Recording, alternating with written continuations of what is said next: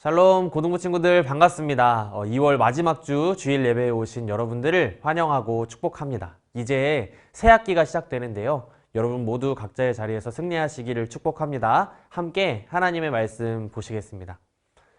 에베소서 6장 21절 22절의 말씀입니다.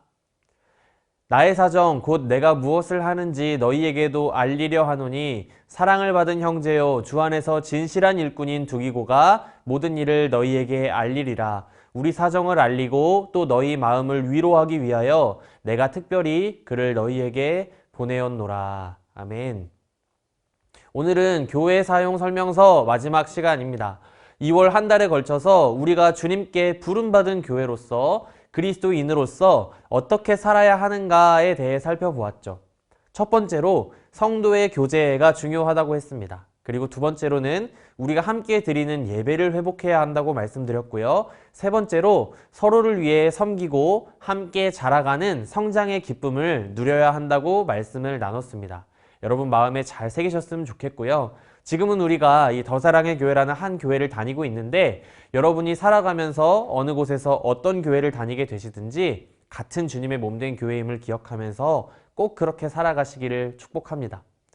교회는 한 부르심 안에서 부름받은 하나님의 공동체라고 했습니다. 3주 동안 그렇게 말씀을 나눴는데요.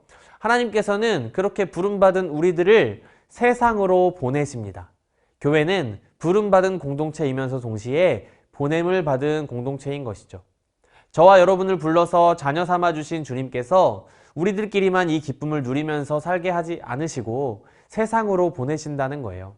그렇다면 보냄받은 교회인 우리는 어떻게 살아가야 하는지에 대해 에베소서의 마지막 본문인 오늘 말씀을 통하여서 잠시 살펴보도록 하겠습니다. 오늘 이 편지를 쓴 사도 바울은 우리가 그동안 살펴본 것처럼 사랑하는 에베소 교회 형제 자매들에게 너무너무 하고 싶은 이야기가 많았습니다. 그렇지만 그 모든 이야기를 전할 수 없는 한계가 있었어요. 왜냐하면 감옥에 있었기 때문이죠. 그래서 사랑하는 에베소 교회 성도들에게 위로와 권면의 말을 전하기 위해 두기고라고 하는 사람을 보냅니다. 그리고 이 두기고는 에베소 교인들에게 찾아가서 로마에서 바울이 어떤 상황에 처해 있는지에 대해 상세히 알리게 되죠. 지금 재판 과정은 어떻게 되어가고 있는지, 건강은 어떤 상황인지, 복음은 잘 전해지고 있는지, 지금 같으면 바울 선생님을 위한 기도, 이 소식 영상을 유튜브나 중보기도 카톡방에 올리면 됐을 텐데 그럴 수가 없었기 때문에 이 소식을 직접 가서 잘 전해줄 수 있는 사람을 보낸 것입니다. 바울은요, 에베소 성도들을 안심시키기를 원했어요. 혹시나 사랑하는 형제 자매들이 나 때문에 너무 걱정하고 있진 않을까? 염려와 근심이 너무 커서 믿음이 흔들리는 것은 아닐까? 이러한 걱정 속에 자신이 직접 갈 수 없으니까 사람을 보내어서 메시지를 전하기로 한 것이죠. 그 내용은 무엇이었냐 하면 나는 잘 지내고 있다. 복음이 나를 자유롭게 하고 나는 이 감옥 안에서도 주님 나라의 영광을 위해서 살아가고 있다. 예수님은 여전히 구원자이시며 왕이시고 결국에는 믿음이 승리하기 때문에 너희 모두가 믿음을 잘 지켰으면 좋겠다 하는 내용이었어요. 이 중요한 사실을 바울의 이 상황을요, 에베소 성도들에게 알려주는 일을 누구에게 맡기면 좋을까요? 그 사람을 정하는 것은 너무나 중요한 일이었을 것입니다. 바울 주위에 동역자들이 굉장히 많이 있었는데 하필이면 그 많은 동역자들 중에서 두기고라고 하는 한 사람에게 이 일을 맡긴 것이죠. 여러분, 만약에 여러분이 좋아하는 한 사람이 있는데 그 사람이 나에 대해서 어떻게 생각하는지 궁금해서 그 사람하고도 친하고 나하고도 친한 내 친구를 통해서 그 사람의 마음을 알아보기로 결정했다고 생각해 봅시다. 그러면 여러분은 대충 아무 친구나 정해서 그 마음을 물어보시겠어요? 혹시 이 센스 없는 친구가 갑자기 가서 야, 너 얘 어떻게 생각함? 좋아함? 사귈 거임? 결혼까지 생각함? 이렇게 눈치 없이 물어본다면 어떻게 하겠어요, 여러분? 당연히 내 마음을 잘 에둘러서 지혜롭게 마음이 동하도록 눈치 있게 물어볼 수 있는 적합한 친구를 보내겠죠. 그렇게 중요한 일에 바울은 이 두기고를 정해서 에베소 성도들에게 보냈다는 것이에요. 그 이유는 이 두기고가 성도들을 위로하는 일에 굉장히 적합한 사람이었기 때문일 것입니다. 말씀을 통해서 이 두기고가 그러면 어떤 사람이었는가 하는 것을 오늘 세 가지로 살펴보도록 할 텐데요. 오늘 저와 여러분이 이런 두기고와 같은 사람, 두기고와 같은 그리스도인이 되기를 소망합니다. 첫 번째, 두기고는 사랑을 받은 형제였다라고 말씀하고 있습니다. 이것은 많은 사람들이 사랑할 만한 사람이었다는 것이에요. 남들보다 잘나고 성격이 좋고 인기가 많았다는 뜻이 아닙니다. 그가 사랑을 받은 이유는 두기고가 예수 그리스도의 사랑을 알고 그리스도인 형제 자매들을 지극히 섬길 줄 아는 겸손한 태도를 가지고 있었기 때문이었을 것입니다. 사랑하는 여러분, 여러분은 모두 사랑을 받은 사람들이에요. 예수님께서 여러분을 사랑하셔서 여러분을 교회로 불러주셨고요. 먼저 그 사랑을 받은 선생님, 또 부모님, 또 전도사님을 비롯한 많은 사람들이 여러분을 위해 기도하고 있습니다. 사랑을 받은 여러분, 사랑받은 사람처럼 행하고 사랑을 나눠주며 사시기를 축복합니다. 때로는 모난 마음, 나의 연약한 모습 때문에 좌절할 때가 있어요. 낙담할 때가 있습니다. 저도 그래요. 그러나 여러분, 저와 여러분은 모두 사랑을 받은 사람들입니다. 세상은 알 수 없는 하나님의 선물, 하나님께서 너무 사랑하는 아들 예수 그리스도를 십자가에 죽이셔야 했을 만큼 여러분은 너무나 큰 사랑을 받은 사람들이에요.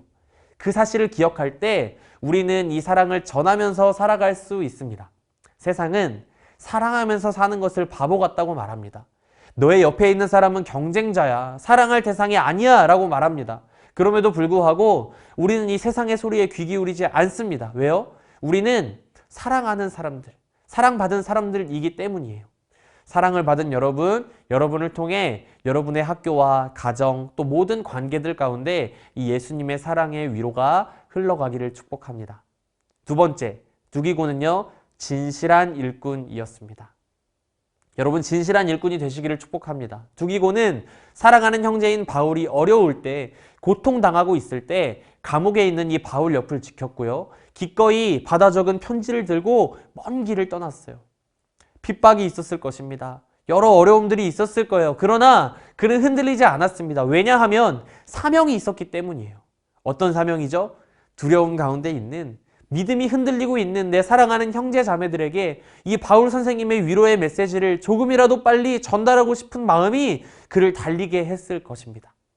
오늘 반별 모임 시간에 반별로 영상을 하나 보실 수 있도록 링크를 준비했는데 그 내용은 이렇습니다. 유퀴즈 온 더 블럭에서 장기이식 코디네이터 선생님을 인터뷰한 내용인데요. 이 영상 클립에 보면 이 코디네이터 선생님은 한 뇌사 환자에게 심장을 이송하기 위해 KTX를 무려 3분이나 늦추었던 사건에 대해서 회상을 하십니다. 기상이 악화되어서 기존에 계획했던 대로 헬기로 심장을 이송할 수 없게 된 이 급박한 상황에서 이 생명을 포기하지 않고 모든 교통수단을 알아보고 역에 전화해서 협조를 구하면서 결국에는 이 의료진이 KTX에 탑승할 수 있게 되었고 소중한 생명을 살리게 된 사건에 대해서 나누어요. 어떤 마음이었는지, 왜 포기하지 않았는지 그 영상을 보면서 이런 마음이 들었습니다. 아, 나는 누군가를 위해서 이렇게 진실한 사랑과 사명의 마음으로 나를 희생하고 내가 귀찮은 일을 굳이 감수하면서 내 형제 자매를 위해 짐을 진 적이 있었는가 하는 질문이었어요.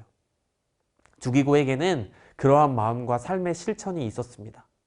성도들을 위한 사명을 끝까지 진실한 마음으로 감당했습니다. 여러분, 하나님의 진실한 일꾼으로 처음 하나님의 은혜를 경험하고 내가 주님을 위해 살아야지 마음먹었던 그 마음 그대로 이웃을 위해 사랑하는 형제 자매들을 위해 희생하면서 살아가고 계십니까? 아니면 환난과 어려운 상황들을 지나면서 조금씩 무뎌진 마음으로 주님 앞에 뜨거웠던 사랑의 마음들은 그저 추억으로 간직한 채 나 자신만을 위해 살아가고 있습니까?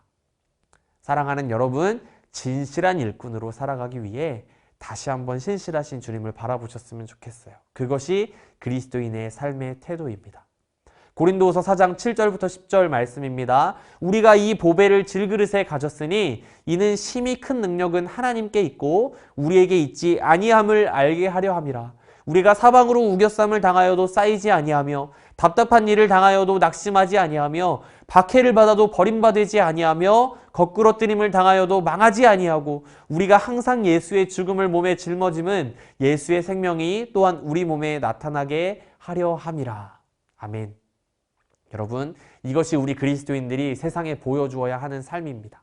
이 삶이요, 메시지가 되어야 돼요. 세상과는 다른 모습, 진실한 삶, 많은 사람들이 환경과 상황에 맞춰서 나의 꿈도 바꾸고 친구도 바꾸고 자기 앞날과 유익만을 위해 살아갈 때 이 진실한 삶의 태도, 하나님을 향한 우직한 믿음, 이 교회를 향한 신실한 섬김과 헌신, 그 땀과 눈물을 주님께서 아시고요.